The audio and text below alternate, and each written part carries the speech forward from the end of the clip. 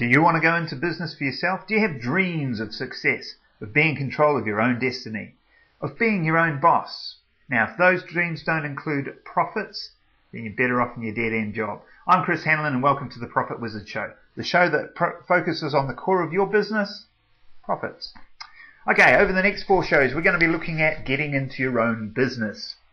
We'll be looking at franchising, starting an internet business, and even network marketing. But today we're going to look at traditional business. So what do I mean by traditional business? Well, that could be a corner store, a shoe shop, a hairdresser, restaurant, plumbing business, even a consulting business. Now, right now, you're probably thinking, none of those have anything in common. One thing they have in common. I know that if none of them are making profit in 6 months, you ain't going to be eating well. I also know that the profit has more to do with getting the customers and keeping them happy than it does with how good you are at the service you offer or how good the quality of the product you provide. Now, this is the first test. If you're thinking of getting into a business for yourself and you're shaking your head right now and saying, quality is important and I'm going to succeed because I have already got the best quality around, I'm sorry, don't start your own business. Go get a good job. That's an employee mentality, not an entrepreneurial one.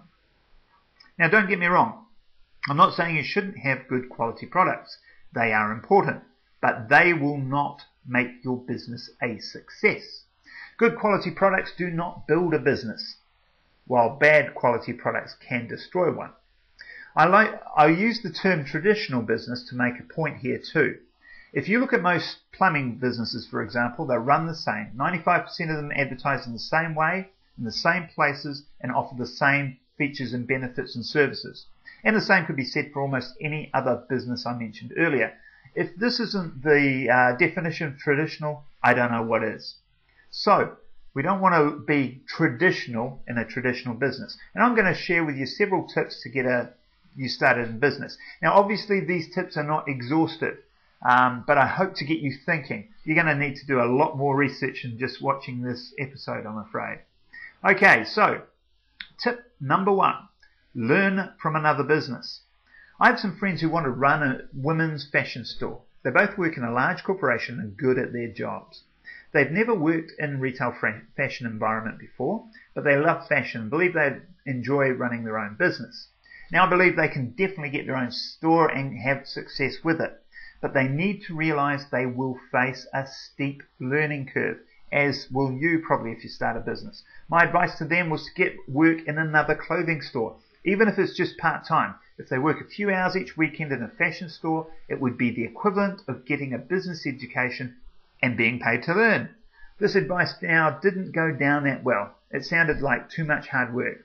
If this sounds like hard work to you, think about how hard it's going to be to learn while juggling inventory, staff, rent, and dissatisfied customers. Better you start off as a part-time employee, take notes on what works well and what problems you can solve in your business. Now, there may be some of you that feel uncomfortable with this idea because you don't want to be ripping someone off who had the faith in you and employed you. Good. If you rip people off, you'll never do well in business. The reality is that you will be a better employee for this employer than most of the others that they employ, simply because you have a better reason for being there. Also, you don't want to compete directly with this business when you start your own business. Why make it hard on yourself by competing? By working in this business, your plan is to find an area which is underserved. And often that will mean that in your new business, you'll refer customers to this store, and this store will refer customers to you because you're complementary. Doesn't that sound like a whole lot better idea than competing? Okay, tip 2. Make sure there's a market for what you want to offer. This is by far one of the biggest mistakes made by business people. Now, by working with somebody else, you may get some insights that will solve this for you or might already have some experience. But before you fall in love with your business, examine it critically. Will people pay for it? How badly do they want it? What might they do instead of using you and your product or service? When I was much younger, VCRs were all the rage. Now, if VCR doesn't work for you, imagine a plasma TV. These things were so hot that houses were being broken into in record numbers.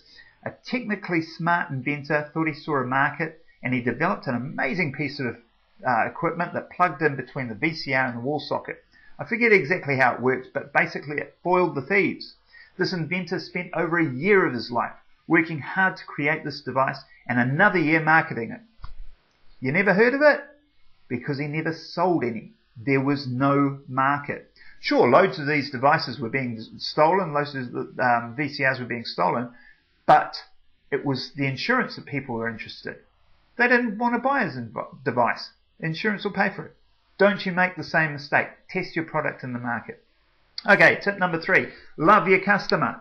Now this might sound a little glib. I assure you it is not. If you just took this to heart in every business endeavor and decision you make from now on, your success is virtually guaranteed.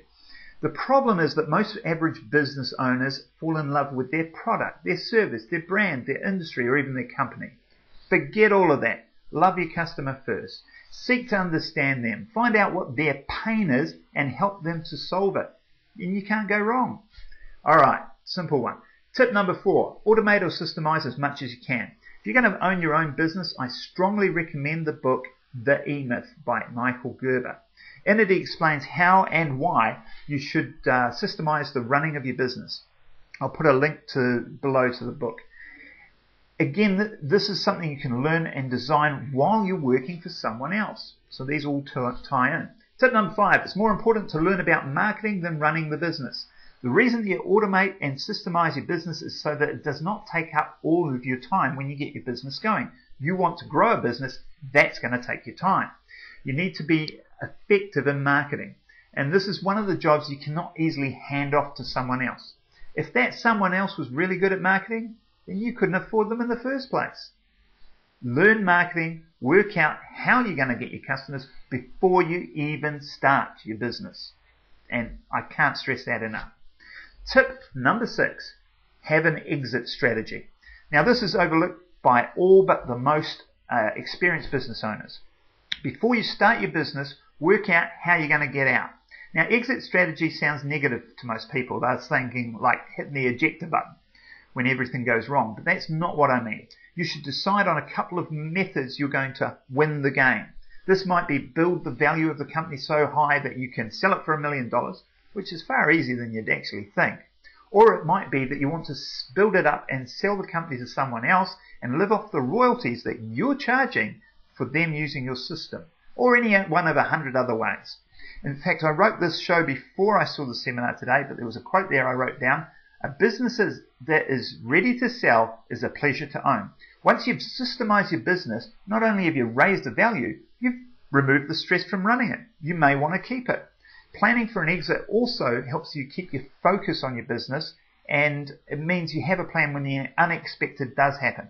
If things take a turn, a health crisis occurs or whatever, you already have your exit plan ready. You can put it into action. Now, one last thing I'll leave you. This is not a tip as much as an exercise, and I've got to give credit to Frank Kern for this one. As an exercise, write out your ideal day in business. Write it out in as much detail as you're able. This will force you to think it through and imagine that what you write is what you're going to have to live with every day for the next 5 years. Make sure you plan a business you can live with. Hey, that's all we have time for in this episode. If you've got any comments, questions, agree, disagree, whatever, please leave it. Comment in the box below. I'm Chris Hanlon, and I'll catch you next time on the Profit Wizard Show.